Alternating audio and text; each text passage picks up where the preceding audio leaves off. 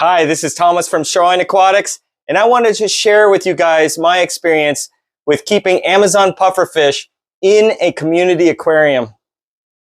I went to my local fish store and I saw these cute little amazing Amazon pufferfish there, and I picked up 9 of them. To spawn these fish, they have a platonic stage where the larvae are extremely small and then they float down the river. So it's unlikely that these fish are going to be reproduced in captivity. So because these fish came in as wilds, I had to put quite a bit of work into them.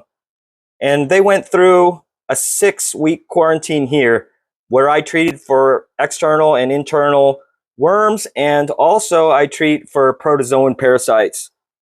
Unfortunately, during quarantine, one of the fish puffed up and didn't unpuff, and it was toast. So I lost one there. And like I said, I had 9. I have 7 now. And I'll talk to you more about that here in a minute, how I lost that one. So the tank they ultimately went into is this 150-gallon tank. It's 6 feet long, 18 inches wide, and 30 inches high. And it's got monsteras growing out of the top. And so it has this root type aquascape in there. It's got easy plants in there. I got a Nubius, and it's got some Amazon swords and some Rotala in there. The first thing I hear from people who visit that look at this tank is they didn't think that Amazon pufferfish can be kept with other fish. So what you see you got going on here, I got long fin guppies, I got Bozeman rainbows, I got Ivana cichlids in there. And you don't see that there is too many issues with this. My pufferfish seem to be getting along with these fish. And you think that these guppies and pufferfish would be a no-no, but look at these guppies.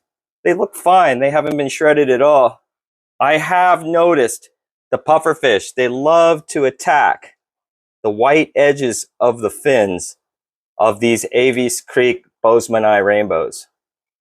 So if you do see, these are beautiful fish, but they are a little feathered on their edges. And that is because of the pufferfish. And these fish can hold their own too. I see when the pufferfish come near, these rainbow fish actually kind of attack and push them back. So they're not totally dumb to the fact that they're going to get hit. And they're pretty smart, and they keep the pufferfish at bay pretty much. My pufferfish, I got them to eat frozen brine shrimp, frozen mysis shrimp, baby brine shrimp, and I've tried to get them to eat other things, and I have not been very successful with that.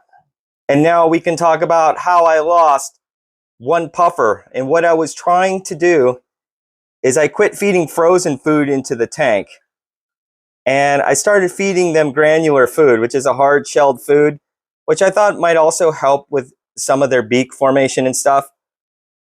And what ended up happening was I saw some eating that. So I was like, oh, this is great.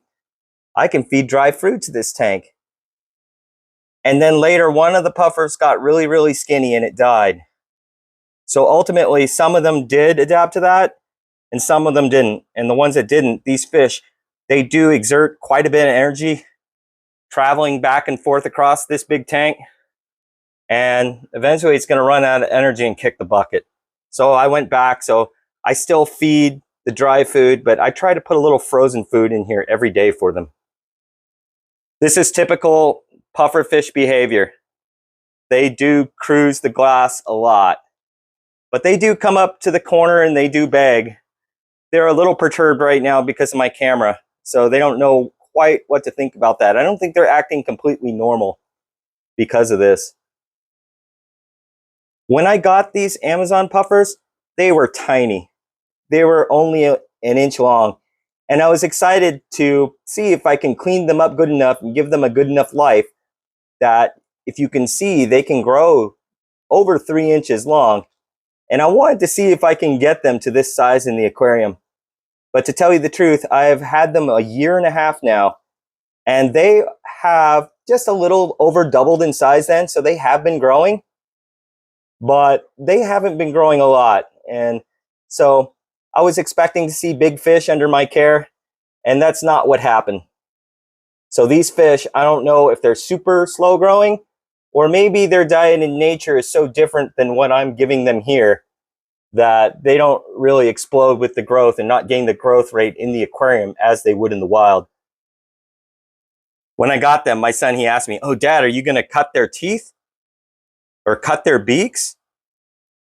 And I explained to him, I said, if that ever happened, if I was that successful, that these would grow like that, and I'll deal with it when that problem came about. And although you can see some of these fish have pretty big beaks, it hasn't hindered their ability to eat. So for me, that is what I chose to be the decided factor of whether I intervene with them and try to cut their beaks off or not. So right now, they're eating just fine, they're growing, so I don't mess with them at all.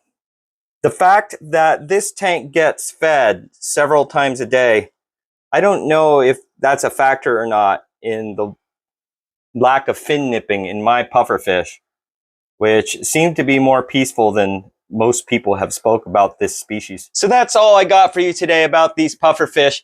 If you guys have had a different experience or any tips for me can help out, please leave it down in the comments below. And if you haven't already, please consider subscribing to my channel. It's going to be very raw stuff, just kind of like this. I don't have a lot of time, but I'm going to try to keep it coming. So your support helps me a lot. Happy fish keeping.